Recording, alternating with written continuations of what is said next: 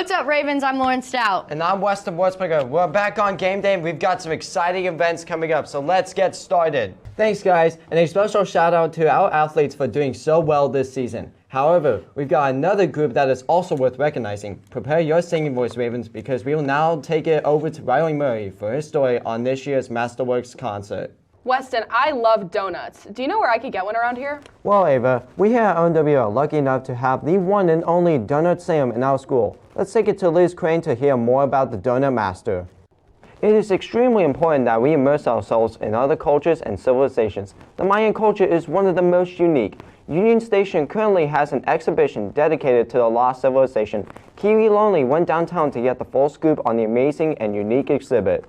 For the 8th time in Olathe Northwest history, the Ravens will raise a state championship from the rafters. But this is the first for the girls track and field team. What's up, Ravens? I'm here at Rimrock Farm in Lawrence for the Class 6A cross-country state championship. 4 of our Raven runners qualified here for state, and I talked to them to see how they finished here at state and the season overall. Kent State is fortunate enough to host a spectacular tournament every year and are already looking forward to next year. This has been Weston Wertzberger for ONW Now. With the Raven Boys clinching both individual and team titles, the team is looking bright and ready for the final stage. The Bowling State Championship will be this Friday, March 3rd, with both teams looking to clinch their first state title in school history. This has been Weston Wertzberger for Raven Game Day. The robotics team will compete in the world competition in Houston, Texas this week. This has been Weston Wertzberger for ONW Now. On the second play of the second half, at the 40-yard line, Cooper Carly finds Mission Schleharb open and throws a dime down the field for another touchdown to put the Ravens back up 29-27. Later in the third quarter, Cooper Carly and the offense get down to the 13-yard line, and Micah Gilly gets the reception for the touchdown to extend the lead 35-27. The Ravens defense went big in the fourth quarter as they pull off another victory on the road 35-33 to send ONW to Sub-State this Friday against Gardner Edgerton. On Tuesday night, the Raven Hoop Squad traveled south to take on the Spring Hill Broncos.